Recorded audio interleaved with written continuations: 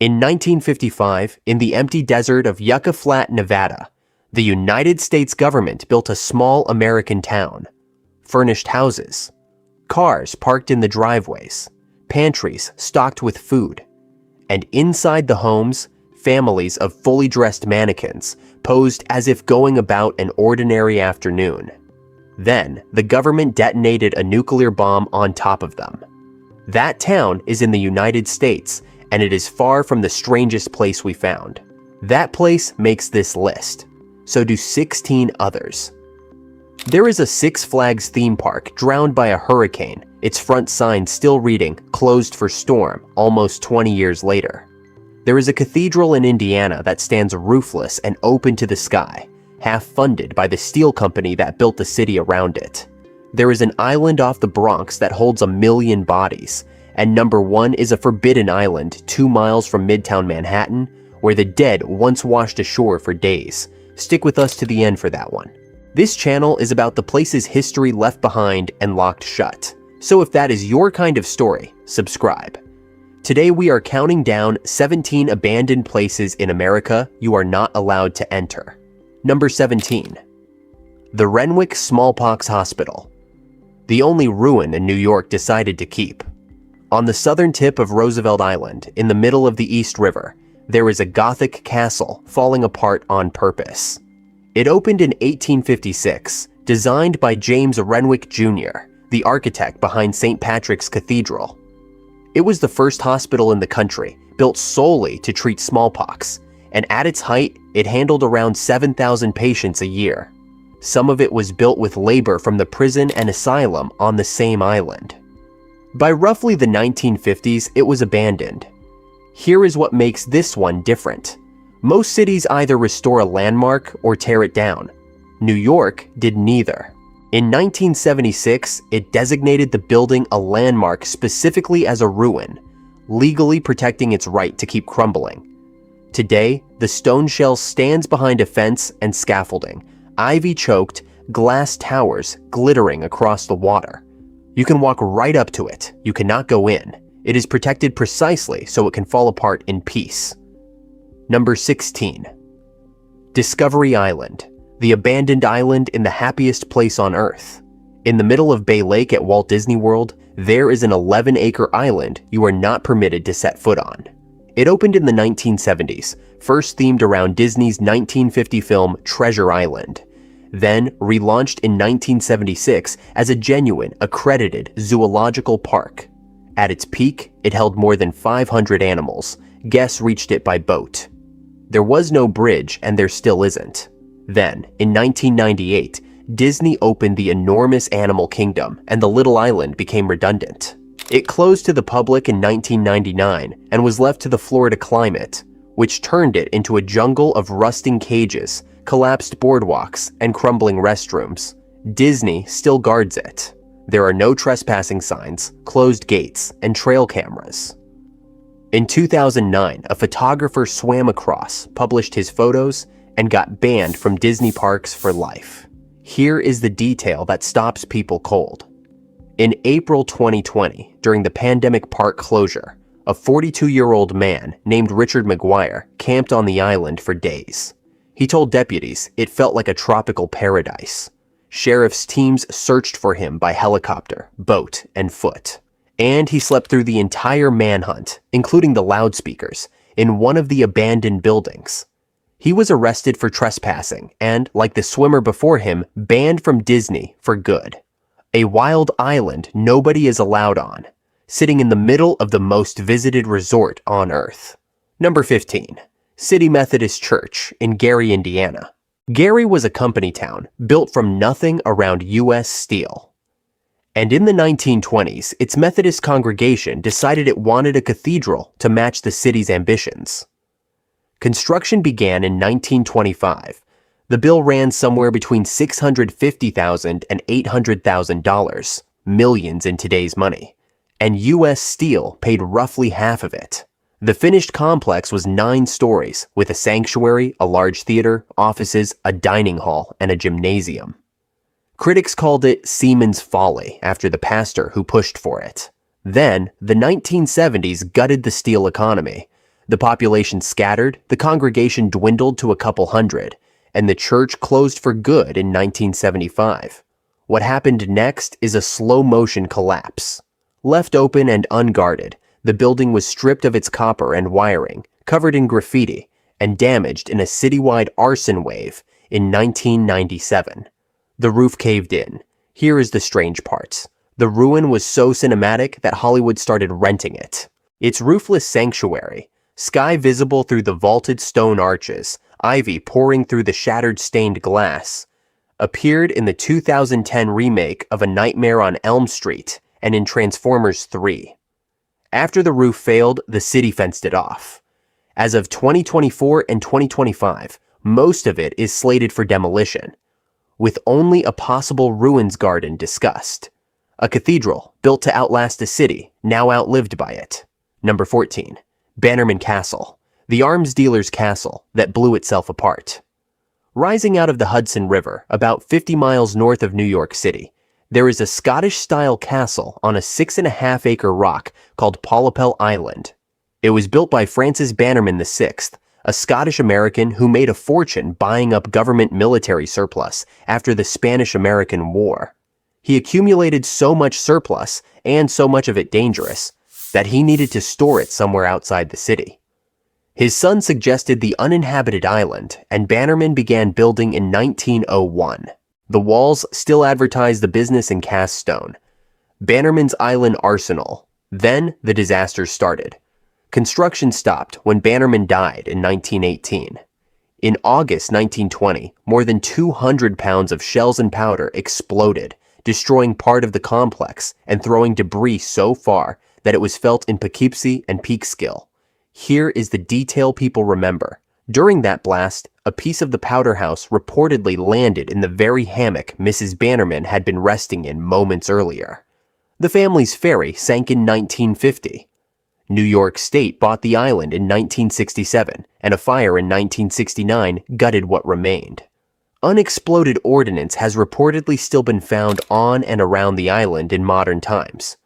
Today the ruins are stabilized and cared for by the Bannerman Castle Trust.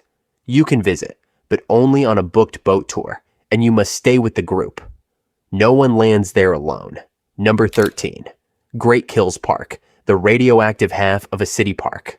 On the southeast shore of Staten Island sits a federal recreation area, part of the Gateway National Recreation Area.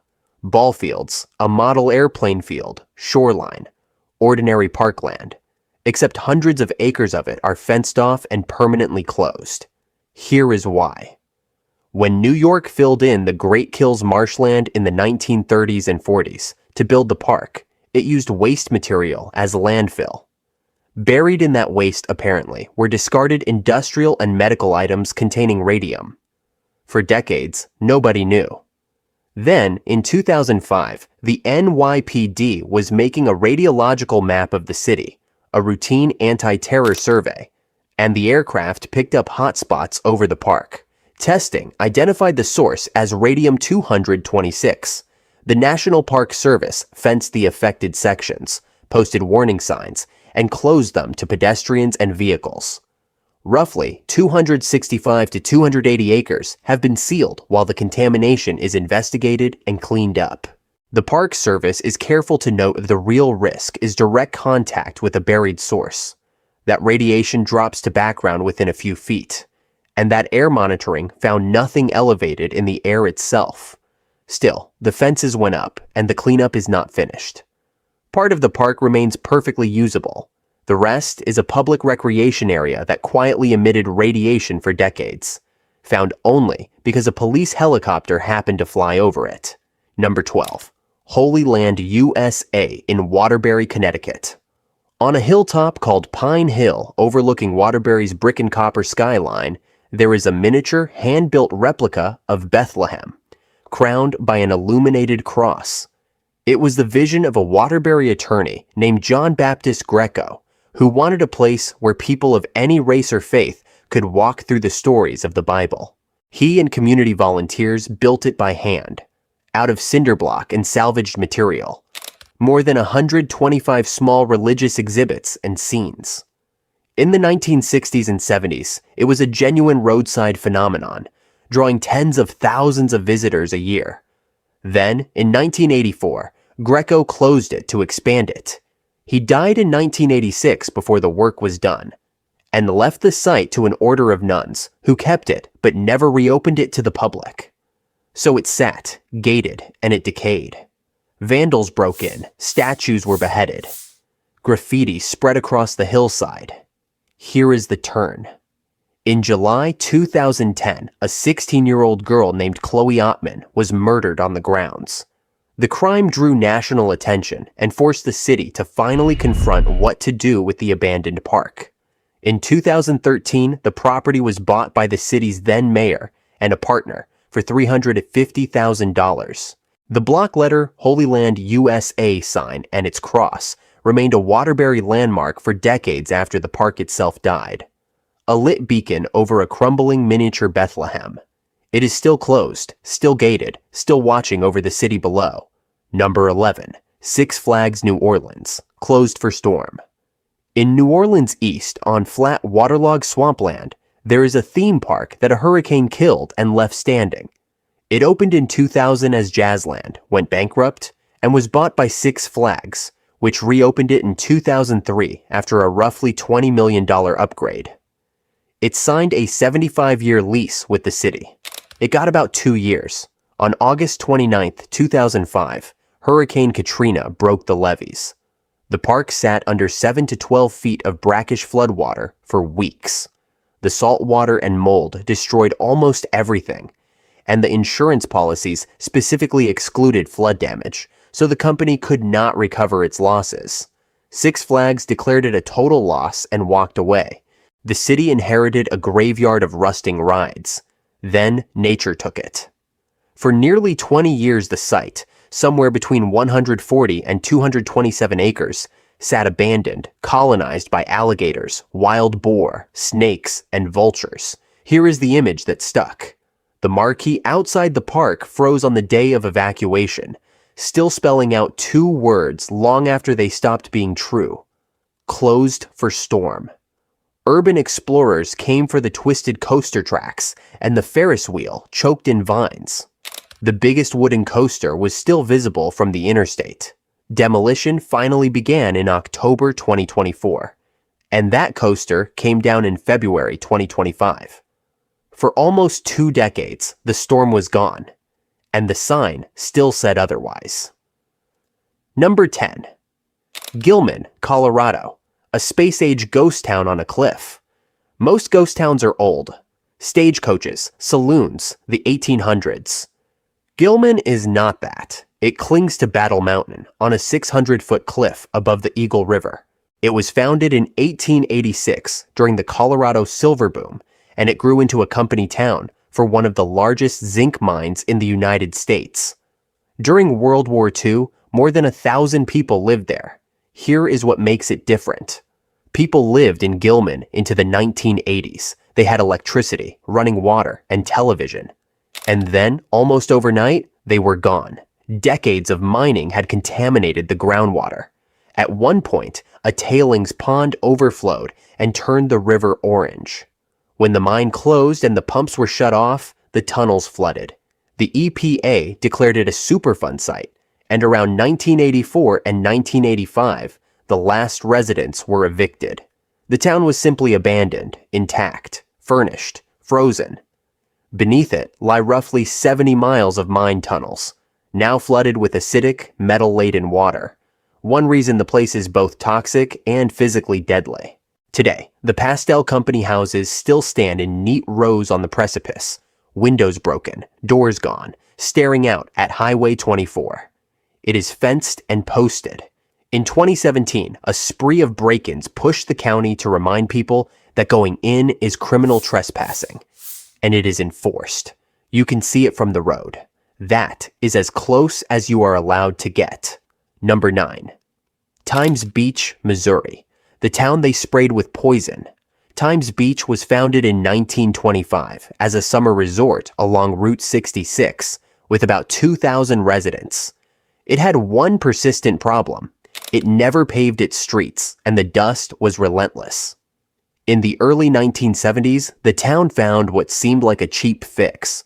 It paid a local waste hauler named Russell Bliss to spray the roads with used oil to hold the dust down. Here is the part no one knew. That oil had been mixed with chemical waste, including dioxin, one of the most toxic substances ever made, from a plant that had produced hexachlorophene. Children played in the purple-tinted goo. Nobody suspected anything until horses and other animals started dropping dead, and then people got sick. In 1982, the EPA measured the dioxin and found it off the charts. At the same time, the Merrimack River flooded the town. The CDC recommended permanent relocation, and in early 1983, the federal government did something almost unprecedented. It bought the entire town. Everyone was relocated by 1986. Missouri disincorporated the city in 1985. Then they burned it.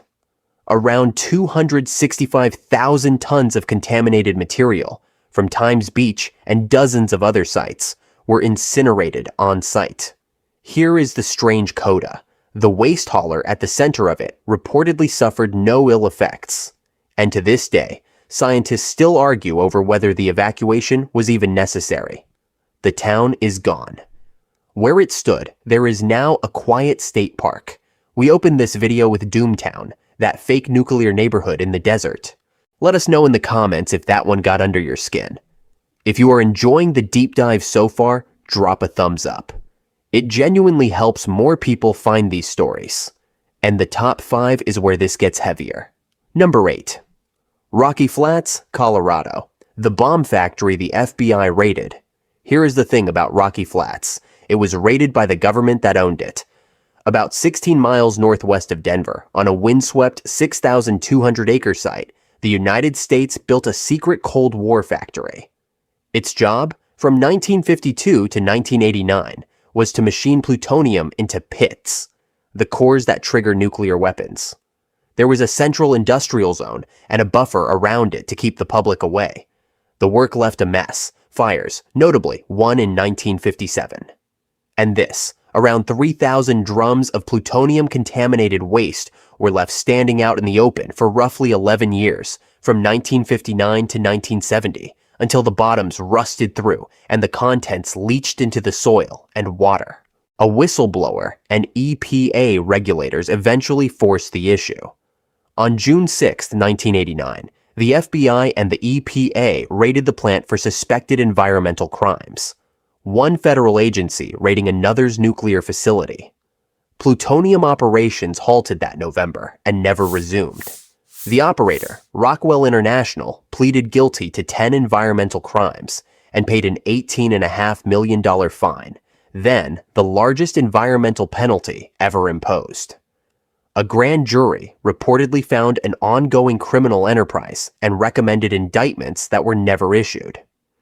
Then came the cleanup. Multiple billions of dollars, roughly 800 structures demolished, declared complete in 2005. Most of the land became a national wildlife refuge in 2007 and even opened to hikers in 2018. But not all of it. The former industrial core, the Central Operable Unit, was sealed off permanently, with plutonium still monitored underground. The site is famous for high winds, and there is a live scientific dispute about whether those winds still carry contaminated dust off the site. So today, you can hike a wildlife refuge and listen to meadowlarks, while at the fenced center of it, a bomb factory sits buried and off limits forever. Number 7. Plum Island, New York, the government's secret animal disease island. Off the northeastern tip of Long Island, there is an 840-acre island the federal government has kept off limits for more than 70 years. Its official purpose is not a secret. From 1954 to 2025, the Plum Island Animal Disease Center was America's primary defense against foreign animal diseases. Foot and mouth, African swine fever, the kind of pathogens that could devastate the nation's livestock if they ever reached the mainland. Before that, the island was a coastal defense post called Fort Terry, dating to 1879. Access has been tightly controlled the entire time. Employees, visiting scientists, and rare guided tours. Almost no one else. And that secrecy fed decades of conspiracy theories. That Lyme disease escaped from tick research there and crossed the water to Lyme, Connecticut. That it was secretly a bioweapons lab. That the so-called Montauk Monster came from its shores. It is important to be clear here. Scientific consensus rejects these claims, and experts dismiss them. Genetic evidence contradicts the Lyme origin theory. These are allegations, not established facts. But the location and the silence kept them alive. Here is the detail that captures how sealed off this place is. The island runs entirely on its own fire department, its own power plant, its own water treatment, its own security force. A self-contained world you cannot enter. Now it is being decommissioned. Congress ordered the research moved to a new facility in Manhattan, Kansas, and the island is slated to be sold. The government recently began offering limited escorted tours, partly to counter the rumors by simply showing people what is there. When it is fully vacated, this restricted island will become one of the largest available parcels of real estate on Long Island Sound. For 70 years, one of the most guarded places in America, hiding, most likely, nothing more sinister than sick animals and human imagination. Number 6. Love Canal in Niagara Falls, New York. This one is an ordinary neighborhood, homes, yards, an elementary school, and it was built directly on top of 21,000 tons of buried poison. The story starts with a half-dug 19th century canal.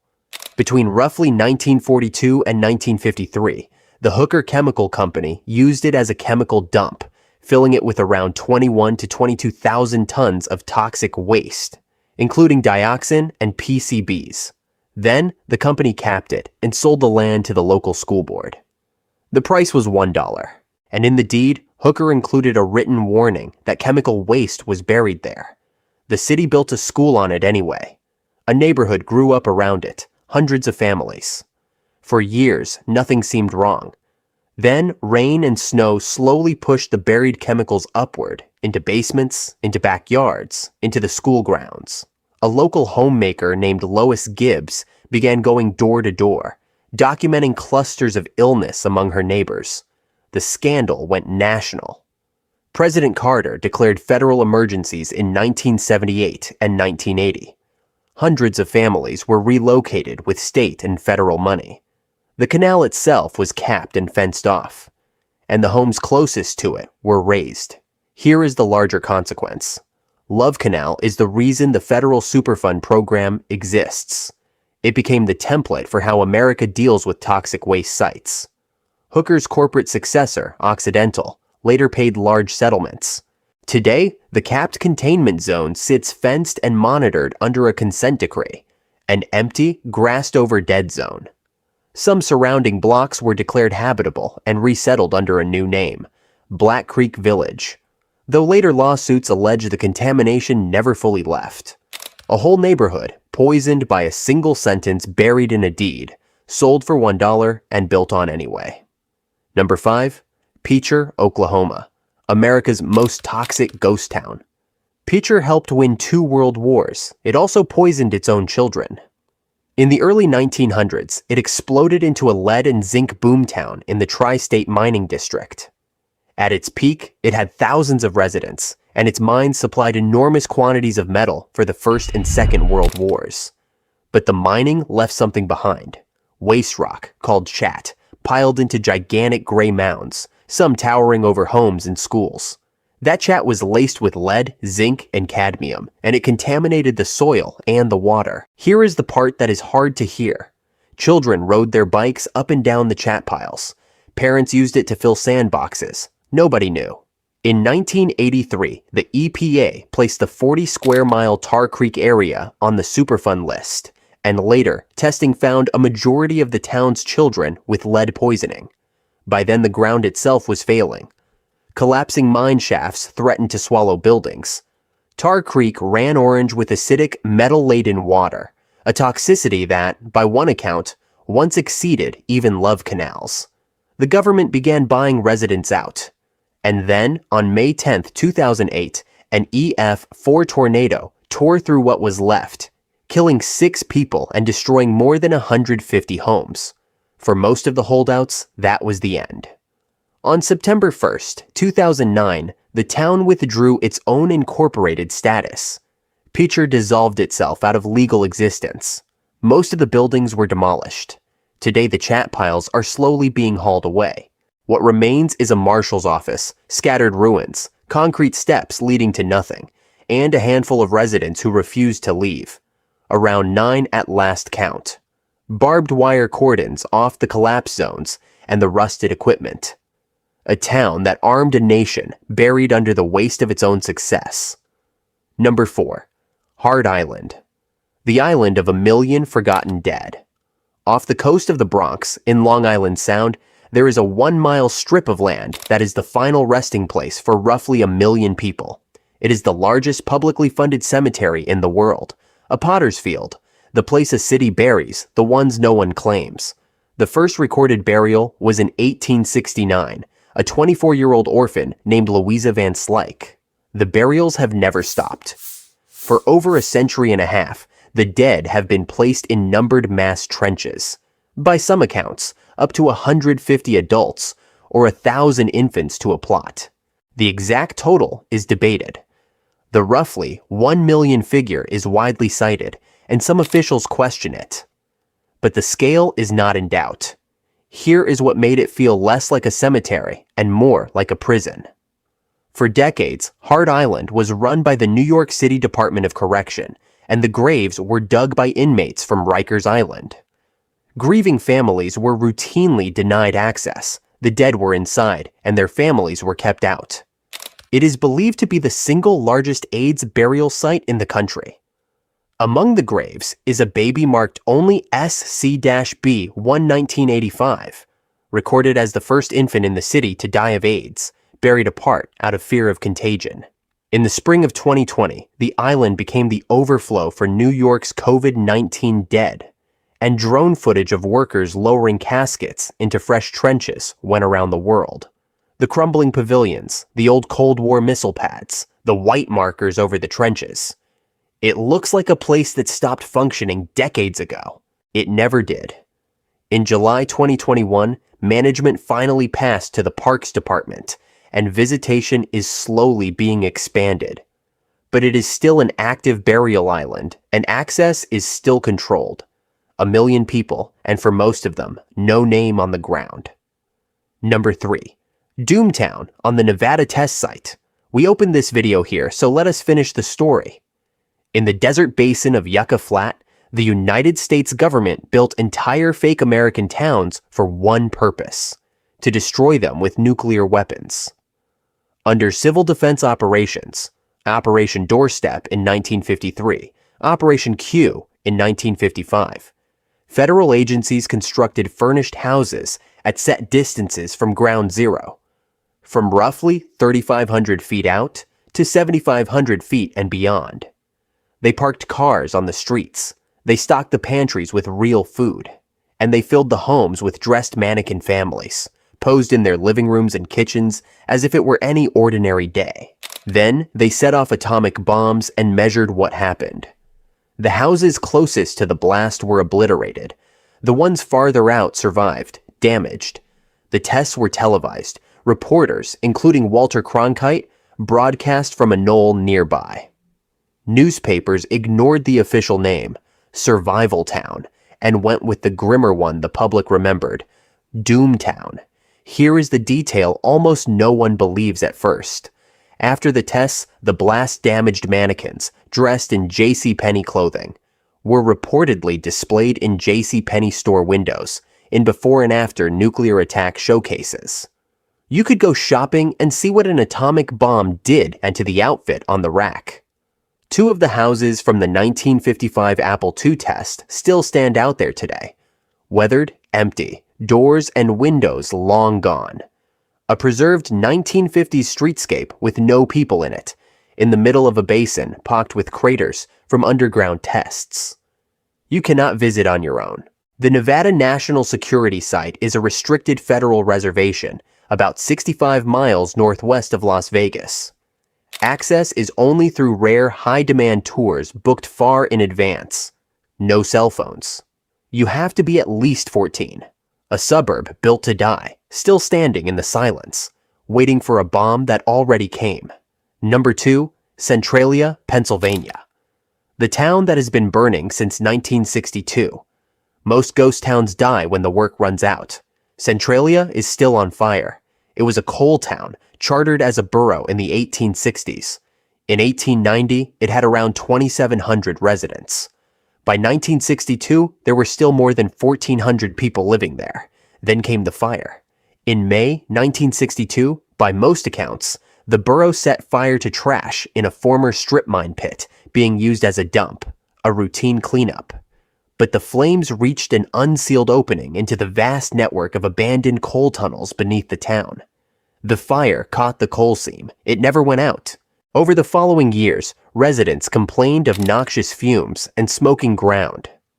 In 1981, a boy nearly died when a steaming sinkhole opened up beneath him. Every attempt to put the fire out failed. In 1984, Congress appropriated $42 million to relocate the residents, and most took the buyout. Here is how completely the town was erased. In 1992, Pennsylvania invoked eminent domain and condemned every building, which turned the remaining residents into squatters in their own homes. In 2002, the U.S. Postal Service revoked Centralia's zip code, 17927. The town, officially, no longer existed as a place you could mail a letter to. One stretch of the old Route 61, cracked and buckled by the heat below and covered in graffiti, became a strange tourist draw known as Graffiti Highway, until the landowner buried it under dirt in 2020. A 2013 settlement let the last few holdouts stay for the rest of their lives. The 2020 census counted 5 residents. Today, almost every building is gone. A church remains, and the cemeteries, and the smoking ground. The roads still run through, warm underfoot in places. And the fire beneath is expected to burn for another 250 years. A town condemned, unmailable, and still smoldering, outliving everyone who tried to save it. Number 1, North Brother Island. Start with what you would see. A wall of green rising out of the East River, so dense it looks like wilderness. Push into it, and the trees give way to brick, the collapsing shell of a hospital, strangled by 60 years of ivy and roots. Windows gone, floors buckling, birds everywhere, nesting in the rooms where patients once lay. Wind off the water, and under it, silence. And across that water, close enough to touch, the full skyline of Manhattan. One of the biggest cities on Earth, 2 miles away, and here, a forest full of ruins where no one is allowed to walk.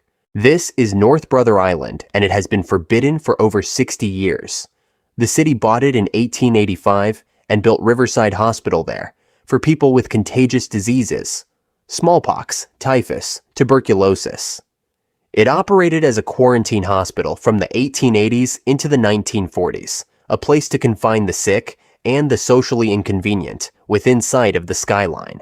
Its most famous resident was Mary Mallon, Typhoid Mary, the first documented asymptomatic typhoid carrier in the United States, a woman who kept infecting people while remaining perfectly healthy herself. She was held here against her will for roughly 2 decades, and she died on the island in 1938. And then there is the disaster. On June 15, 1904, the steamship General Slocum caught fire near the island, packed with a church group, mostly German-American women and children. 1,021 people died. It was the deadliest day in New York City's history until September 11, 2001. Here is the detail that stops people cold. The staff at the hospital saw the ship burning and ran to the shore to pull survivors out of the water. But for days afterward, the bodies of the dead kept washing up on the island's beaches. After the war, the island briefly housed veterans, then became a treatment center for teenage drug addiction that collapsed amid corruption in the early 1960s. Since then, nothing. It was abandoned entirely, left to the trees, and eventually sealed off as a protected bird sanctuary. Today, it is one of the most restricted places in New York. Public access is prohibited. Trespassing is illegal. The only people permitted to land are the occasional researcher, journalist, or official. By boat, under a city permit, after signing a waiver, warned about asbestos and falling brick. A place that held the sick, watched 1,000 people die, and was then swallowed by a forest, locked away in plain sight, within view of 8 million people who will never be allowed to set foot on it.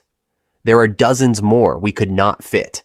Poisoned mining camps, drowned towns, shuttered asylums scattered across the country. My personal favorite is Doomtown, because nothing else captures the strangeness of the era, quite like a suburb built to be destroyed. Which of these surprised you most, and which one did we miss? Let us know, and subscribe for more places history locked shut.